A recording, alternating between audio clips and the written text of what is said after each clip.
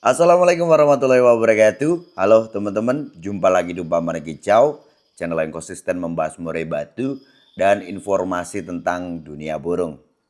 Oke teman-teman, gimana kabarnya? Saya harap teman-temanku semuanya dalam keadaan yang baik, selalu diberikan kesehatan, kebahagiaan, diberkahkan rezekinya dan dimudahkan segala urusannya. Amin. Gimana teman-teman kemarin tanggal merah kemana aja? Ya, aku kemarin itu ada perjalanan ya. Jadi ceritanya kemarin itu aku ke Madiun ngunjungin eh, bapak saya ya. Kebetulan bapak saya kemarin tuh satu rombongan jamaah itu datang ke Temboro ya. Di sana ada istimewa, ada ketemu artis juga ya. Ternyata di situ tuh kayak Ustadz Gary, terus siapa? Willy Salim itu juga ada di situ tuh. Ya, mengikuti istimewa yang ada di situ. Dan aku kemarin ke sana tuh ya nyamperin ya bapakku ke sana karena bapak kan dari Lampung berangkatnya. Terus setelah itu saya berangkat ke saudara di daerah Jombang dan ya sambil nyenengin anak istri lah ya. Main ke tempat wisata yang ada di sekitar Wonosalam di sana. Jadi kalau Wonosalam ini kan daerah Jombang ya, di mana dia itu di lereng gunung gitu ya tempatnya itu. Tempatnya cukup dingin dan khasnya kalau di sana itu banyak tempat ngopi dan varian kopinya tuh loh banyak kali ya. Dan aku sendiri juga punya langganan di sana ya, beli kopi sama orang sana, kopi yang variannya itu namanya Excelsa. Jadi Excelsa itu hampir sama kayak Arabica, hanya saja dia tuh lebih punya harum kayak nangka gitu loh teman-teman ya. Maka orang itu biasa sebut itu kopi nangka. Kopinya enak itu, ada kecut-kecutnya juga di rasanya itu. Oke teman-teman, jadi tadi aku itu sempat ini ya ketawa-ketawa gitu tadi siang itu ya. Lihat postingan yang ada nongol di beranda aku, di mana di situ sempat aku bahas juga di FB tadi ya. Jadi di postingan itu mengatakan burung yang harga yang harga miliatan gitu ya, yang harga miliatan aja bisa trouble, apalagi burungmu yang cuma 3-4 juta katanya begitu. Saya ketawa-ketawa ya. Ketawa-ketawanya apa? Saya melihat tanggapan atau komentar yang menanggapi postingan itu. Ya bikin senep gitu kan. Ya macam-macam tanggapannya mereka itu ya. Komen-komennya itu macam-macam. Dan di sini ada edukasinya sebenarnya teman-teman ya. Pembelajarannya apa? Banyak pemain itu yang mereka ya taunya dia memang penghobi, dia kecomannya, tetapi eh, mereka ini punya apa kesenangan atau hobi yang sangat kuat itu sewaktu gantang burungnya atau waktu lomba burungnya. Soal ngerawatnya biasanya sih mereka nggak begitu tahu dan lebih ke memperkerjakan orang lain untuk menghandle burung itu, merawat burung itu. Yang penting pokoknya burung ready dia berangkat ke gantangan ya. Butuhnya dia senang, dia suka kalau burungnya bisa nampil di lapangan gitu ya. Dia punya burung yang bisa nampil di lapangan dan bisa juara di lapangan. Maka kalau di burung ini macam-macam lah teman-teman orang-orangnya ya. Ada yang memang ini kan bisa jadi juga satu investasi juga ya di burung ini ya. Bukan hanya sekedar kesenangan saja tetapi juga invest loh. Ya bisa untuk bisnis juga gitu kan. Anggap aja lah beli burung 50 juta, burungnya stabil, dia punya kemampuan untuk bersaing di kelas-kelas lebih tinggi lagi, akhirnya ya bukan hanya menang gitu kan. Ya sekarang kalau daftaran dengan tiket normal saja lah gitu ya, di atas 2 juta gitu teman-teman, udah berapa puluh juta dapatnya kan begitu ya. Terus belum lagi nanti harga burungnya pasti mahal. Itu ada yang memang di sini melihatnya kesenangan yang ini nggak ada ruginya gitu ya. Namanya usaha itu pasti ada spekulasi gitu kan. Tapi kan mereka ini kan juga paham, mereka mungkin juga orang bisnis dan punya hitungan ya. Mereka juga siap untuk memperkerjakan ahlinya atau joki nih tadi untuk mengawal burung itu. Nah, burung-burung yang seperti ini gitu ya, ini kan harganya mahal nih. Ya, ada yang mengatakan seperti itu artinya kan mereka menjelaskan bahwa wong burung yang harganya ratusan bahkan miliaran aja bisa bermasalah, bisa trouble apalagi di burungmu. Artinya masalah trouble di burung ini tidak melihat harga, teman-teman. Ya, ya. Padahal mungkin nggak ada perubahan sebenarnya di rawatan burung itu, tapi kenapa kok performanya berubah? Artinya itu trouble. Nah, dan tidak terlepas di burung yang harganya harga mahal seperti itu, apalagi di burung murah. Sebenarnya sama aja, teman-teman, sama aja. Hanya saja kan begini. Burung-burung yang main di tiket mahal nih ya, yang memang burung itu intinya dibeli, dicetak untuk lapangan. Jadi untuk menikmati burung itu bukan di rumah. Artinya pemain ini sudah tahu saya tidak butuh kamu di rumah itu berkicau, bongkar materi dan sebagainya. Ini loh bedanya pemain sama bukan, itu bedanya di sini. Apalagi pemain yang sudah main di tiket-tiket mahal gitu ya. Mereka itu bukannya terus ya alasan atau dasar mereka tidak suka burung itu gemprong di rumah terus bongkar di rumah itu kenapa? Karena mereka juga punya alasan. Di mana burung-burung yang gemprong di rumah, burung-burung yang seolah-olah tarung tapi digerodong gitu kan. Itu kan terbuang sia-sia ya, percuma itu. Ya, burung kita udah rawat, intinya gimana caranya burung itu kondisinya bagus. Ya, ini kan sesuatu yang kompleks karena kalau kondisinya bagus pasti stabil di birahinya, stabil di emosinya juga, gitu kan ya. Terus soal tenaga juga pasti dia dapat kalau kondisinya bagus kan begitu. Lah kalau dia harus buang sia-sia di rumah, ya kan percuma. Ya, kerugian nih. Dia boleh buang ini tadi ya waktu digantangan. Maka selain mencari mereka juga apa? Memeliharanya supaya itu tidak terbuang sia-sia. Itu apa namanya? Alasan mereka nggak suka burung itu gembrong-gembrong di rumah. Nah, burung seperti ini teman-teman gitu ya. Kebanyakan, saya tidak katakan semuanya, tetapi kebanyakan burung-burung yang memang dia dipelihara bagusnya atau orang taunya burung itu bagus itu waktu digantangan, bukan bagus waktu di video loh ya. Beda. Beda kan ya.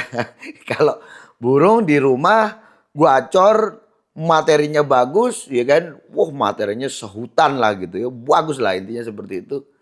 Ini biasanya dinamakan burung konten namanya. Beda kalau burung-burung lapangan ini kamu cobalah lihat di YouTube ini ya. Mana ada di rumah terus dibikinkan konten. Ini loh hariannya burungnya gacor. Oh, nembak materi. Waduh, dia punya cililin panjang. Wah, terus bongkar gereja tarungnya dan sebagainya. Enggak, kan enggak ada, pokoknya enggak ada, intinya enggak ada. Bukannya mereka enggak mau untuk konten, bukannya mereka enggak mau tenar. Kalau orang mau gini teman-teman, bukan hanya di burung ya. Semua hobi, orang itu pengen punya eksistensi. Nah, ini sebenarnya sudah punya apa? Punya bahannya. Ya, sudah punya modalnya. Tapi kenapa mereka tidak mau untuk ini potensi ini tadi jadikan konten gitu ya? Karena ya itu tadi mereka tahu alasannya. Kalau burung ini di rumah harus dia mengeluarkan suara-suara tembakan-tembakan panjang dan sebagainya. Ah, ini ya bukan burung konten soalnya. Ini burung lomba dan burung lomba itu bongkar itu sewaktu ketemu musuh di gantangan. Nah, burung-burung seperti ini ya yang lebih spesifiknya memang untuk gantangan. Ini saya katakan kebanyakan ya atau umumnya. Artinya tidak semuanya, tapi banyak gitu ya. Banyak burung yang memang diperuntukkan untuk burung lapangan. Ini biasanya pakai settingannya, ya kan kalau kita bicara tentang settingan pada umumnya ini kan ada dua ya. Satu menggunakan pakan pokok fur dan melengkapinya dengan apa?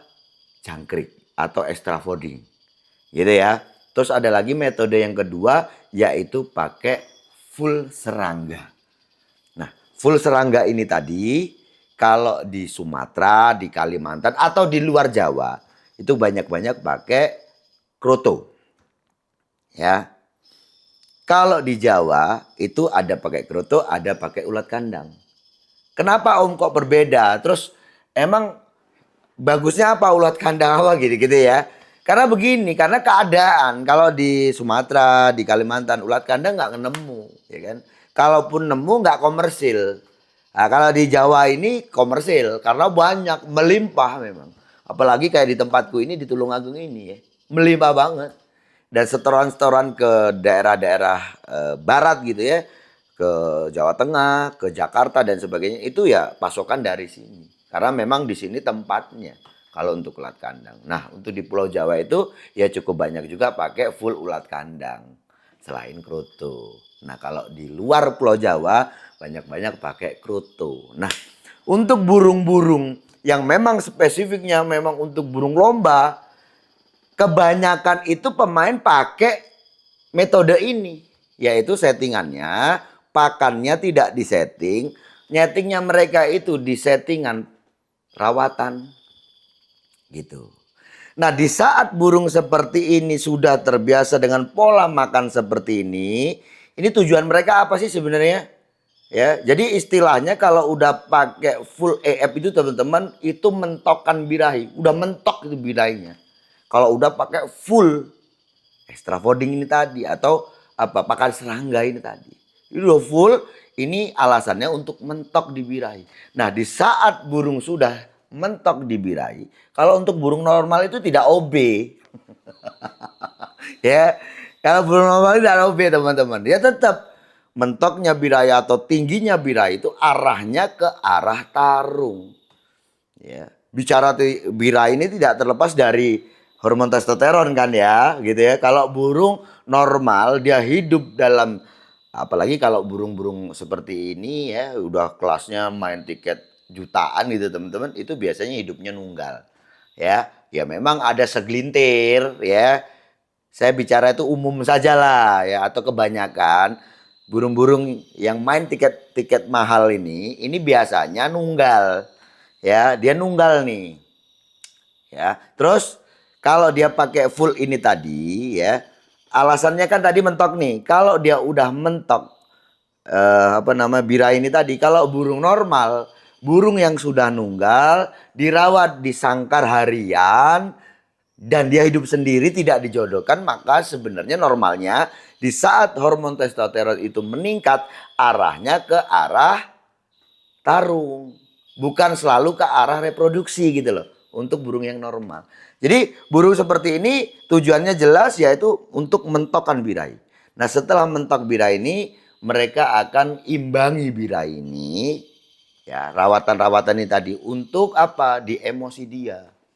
Kita timbulkan untuk karakter burung itu dengan rawatan untuk ngimbangi birahi ini tadi. Karena kalau hanya birahinya yang meninggi, emosinya kurang juga akan gak enak mainnya di lapangan kan begitu ya. Nah, ada keselarasan ini tadi yaitu nyetingnya lewat rawatan untuk ngejar di emosinya. Nah, burung seperti ini udah kerja di lapangan ya. Jadi tadi saya bilang burung-burung yang biasa main di tiket-tiket mahal ya, umumnya itu atau kebanyakan ini biasanya pakai full pakan serangga. Artinya pakannya tidak disetting. Tidak seperti mana jangkriknya 55K, jangkrik 33K, 77K gitu ya.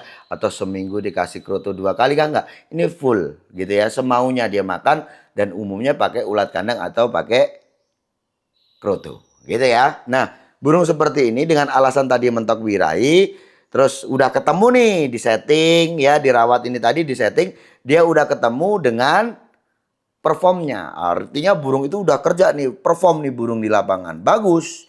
Burung bagus, sering juara. Nah, suatu ketika ya mungkin itu sekitar 2 tahunan lah begitu kerja seperti itu. Suatu ketika kok burung itu mogok. Dalam arti mogok di sini kayak burung nampak waktu ketemu burung itu kurang daya tempurnya. Responnya sih di awal bagus. Tapi daya tempurnya itu tadi itu berkurang. Tapi daya tempur di sini bukan berarti karena tenaganya kurang, bukan ya. Lebih ke Victornya itu yang kurang. Jadi burungnya cenderung akhirnya kurang ngotot, kurang stabil gitu ya.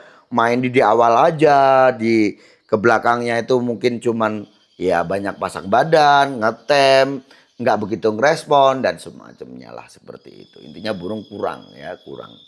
Daya tempurnya itu kurang. Nah, ini kan artinya suatu masalah nih. Wong sebenarnya settingan tidak ada perubahan, tetapi ada masanya di mana burung ini seperti ini. Yaitulah seperti mana yang dikatakan tadi, burung yang harganya aja miliaran aja bisa trouble, gitu kan. Nah, trouble di sini tadi bukan trouble soal burung nggak bongkar materi, terus burung nampak nggak punya kesiapan. Enggak, kalau di rumah nggak ada bedanya. Bedanya cuma di lapangan aja. Ah, ini hubungannya atau kaitannya ini dengan Victor itu tadi. Semangat tarungnya. Dari daya tempurnya itu berkurang. Ya, gampang lemah di situ. Nah ini ya agak sulitnya ya. Tadi kan saya bilang metode ada dua itu tadi ya. Untuk settingan ya. Nah kalau untuk burung-burung yang biasa pakai full. Ini kan mau kita tinggikan lagi nggak bisa nih. Mau tinggikan pakai apa? Pakai mungkin upayanya dengan jemur lah. Anggap aja itu juga sudah ada upaya. Tetap nggak bisa. Apalagi kalau dampak dari penjemuran dan sebagainya. Nanti kan larinya ke emosi kan ya. Walaupun bidai juga ngikut. Cuman ini tadi kalau udah seperti ini biasanya itu agak sulit. Agak sulit itu karena dia udah terbiasa dengan sesuatu yang mentok. Paham ya? Sesuatu yang tinggi. Mau ditinggikan lagi nggak bisa. Itu seperti mana yang pernah aku bahas ya. Kalau kalian pengen lebih mudah, lebih punya banyak ruang, memang pakai metode ini, pakai metode settingan pakan. Karena apa? Di saat burungmu mogok ya kan, burungmu ada trouble seperti ini kayak dia daya tempurnya kurang, kamu bisa menaikkan. Kalau pakai settingan pakan, anggap saja burungmu ini tadi jangkriknya 55 nih, anggap aja begitu. Setut pakannya nanti mungkin waktu lomba tambahkan 5. Nah nanti dirasa kok ada perubahan. Dan itu beberapa bulan burungnya begitu terus gitu. Artinya memang ada perubahan di burungmu. Lah kamu kan bisa naikkan lagi untuk porsi hariannya mungkin. Atau varian porsi harian itu juga ada tambahan mungkin. Yang tadinya hanya pakai jangkrik terus nanti pakai kroto mungkin kan gitu ya. Terus nanti di lapangan nanti bisa dicolok pakai Hongkong mungkin ya. Yang tadinya hanya jangkrik aja colokannya. Kan lebih mudah. Lebih luas lah, bukan lebih mudah. Kalau mudah hendaknya kan tinggal kamu paham enggak dengan ini. Yang penting kan kamu tahu caranya. Kalau ditahu caranya itu mudah teman-teman. Kalau kamu tidak tahu ilmunya itu yang sulit kan gitu ya. Anggap aja ini mudah. Kamu bisa untuk apa? Menaikkan lagi. Karena porsi EF itu sebelumnya kan memang kamu jatah. Jadi kamu mau tingkatkan lagi masih bisa. Nah kalau burung yang pakai full serangga ini nggak bisa lagi. Gitu ya. Karena dia udah terlanjur terbiasa dengan sesuatu yang tinggi. Nah sekarang kalau memang ada burung seperti itu. Langkah apa sih yang harus dilakukan? Ini pertanyaannya banyak teman-teman. Bukan hanya di pemula. Kalau di pemula ini kan pertanyaannya gimana caranya burung saya gacor. Tapi kalau sudah pemain, ini udah pemain dengkot ini udah ya, udah mainnya di tingkat-tingkat besar entah itu memang pemain lama atau pemain yang bersifat pemain baru yang mereka itu beli burung jadi terus digantangkan gitu ya. Mereka tuh rujukannya ke aku. Banyak yang terujukannya ke aku. Ini gimana nih dengan permasalahan burung seperti ini? Ya saya bilang kalau di rumahmu ya burung itu akhirnya ke arah kayak burung. Kalau masalah burung ini tadi kayak gacor, kayak respon dan sebagainya, kalau di rumah kan nggak ada bedanya gitu ya. Cuman waktu di gantangan aja nih bedanya begitu. Jadi ini intinya respon dia atau daya tempurnya yang berubah gitu. Saya bilang nih, burung itu satu nunggal. Liburkan dari gantangan. Sampai kapan om ya? Ya ada burung itu yang selesai 2 bulan terus mau lagi semangat lagi. Ada yang 3 bulan terus semangat lagi. Ada 5 bulan. Terus saya kasih estimasinya lah ya. Kalau masalah waktu itu kembali ke burungnya. Tetapi estimasi yang paling lama 1 kali mabung. Ya, 1 kali mabung itu pasti akan kembali lagi ke perform awal. Dengan settingan yang sama.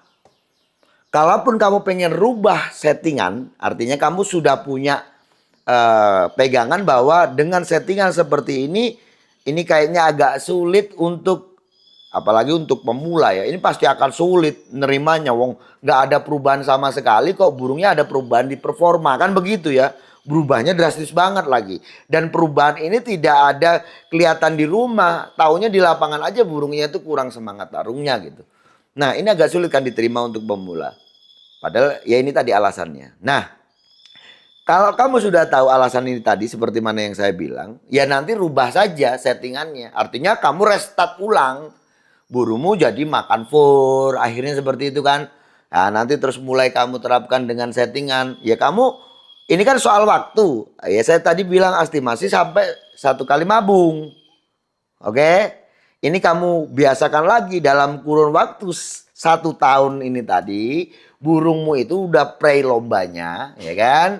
Terus kamu restart ulang. Kalau udah restart ulang kan totalitas tuh teman-teman. Akhirnya kamu tidak lombakan burung itu selama periode mabung kan begitu ya. Selama apa siklus mabung dia. Jadi nunggu dia mabung lagi. Setahun tuh paling enggak kan begitu. Karena siklus mabung kan sebenarnya tahunan. Begitu ya. Tapi kalau seumpama kamu tetap dengan porsi yang sama dengan full bakal serangga seperti itu, tidak ada perubahan lah intinya ya. Tapi pengennya bisa merubah lagi, kembalikan ke performa seperti mana dulu, di mana burung itu dengan kerja ngotot dan sebagainya. Jadi dia punya daya tempur yang kuat seperti mana dulu. Oke? Nunggal, yang jelas nunggal burungnya. Nunggal istirahatkan aja dulu di gantangan. Jadi liburkan. Anggap aja mungkin 2 bulan. Ya itu tadi saya bilang setiap burung juga berbeda. Cuman paling lamanya setahun gitu ya. Ada nanti 2 bulan diliburkan dia udah kembali lagi. Udah semangat tarung lagi. Ya kan? Seperti itu. Gitu teman-teman ya. Jadi simpel saya kasih saran itu. Murai batu tuh kembalikan ke fitrahnya. Ya. Soal pakan, soal ini, soal rawatan dan pakan yang kita kasih ya untuk kita bicara tentang settingan harian.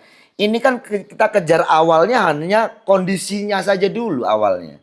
Dimana diawali dari kondisi yang bagus maka untuk meningkatkan hormonal itu juga akan mudah dan akan tercapai. Mudahnya seperti mana kayak birahi, kayak emosi itu akan mudah di saat burung kita kondisinya bagus. Dan itu kan runtutan untuk settingan harian atau rawatan harian ini. Fokusnya untuk itu dulu. Ya toh? Ya enggak? Jadi rawatan yang kamu kasih harian itu loh. Itu kan tujuan awalnya untuk paling tingkat, paling dasarnya adalah gimana caranya burungmu kondisinya bagus. Karena dengan kondisi yang bagus itu kamu mau nyeting burungmu, mau tinggikan birahnya lagi kah? Atau kamu naikkan emosinya lagi kah? Itu bisa. Dengan dasarnya yaitu kondisinya bagus. Gitu teman-teman ya. Jadi dengan permasalahan seperti itu saya jawab ini tadi kan. Di teman-teman yang tanya ke aku soal burung yang akhirnya ada trouble seperti itu. Dia dianggurkan seperti itu. Nanti akan kembali ke seperti mana sifat alami dia. Dimana burung murai batu itu kan sifatnya victor sebenarnya. Apapun dari jenis murai batu manapun itu sebenarnya sifatnya victor. Murai batu itu ya. Petarung karena hidup dia itu soliter. Burung-burung yang hidupnya soliter itu pasti burung petarung. Karena burung itu akan apa? Dia kan punya sifat untuk mengamankan teritorial dia. Dia punya wilayah dan dia akan berusaha untuk mengamankan ini. Dia akan berjuang dan dia akan tarung di saat ada penghuni baru yang mengganggu wilayah dia. Itu tadi ya. Murai batu adalah burung victor, murai batu adalah burung yang soliter. Dia hidupnya memang di habitat seperti itu, dia hidup soliter. Dan burung-burung yang soliter itu biasanya ya secara otomatis lah sebenarnya itu ya, dia pasti punya sifat teritorial gitu ya. Nah itu kita kembalikan lagi di situ. Maka burungnya nunggal. Nunggal saja seolah-olah kayak kita apa namanya bikin burung itu tuh apa punya keinginan tarungnya lagi. Kembalikan seperti itu lagi. Kalau dia nunggal itu akan lebih mudah teman-teman. Ya akan lebih mudah itu nanti. Di situ dan kita play ke lomba. Syukur-syukur ya kalau sudah pemain nggak mungkin akan memancing burungnya gitu ya. Tapi kalau kamu masih orang awam ya syukur-syukur saya bilang itu.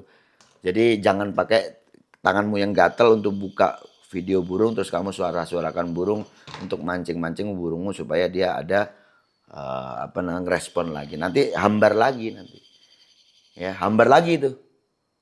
Jadi rawatan tetap, porsinya tetap untuk pakan dia.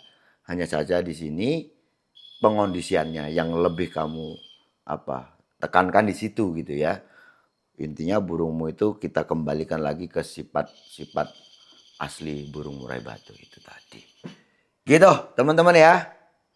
Mungkin gitu aja. Saya rasa cukup sekian. Sukses selalu.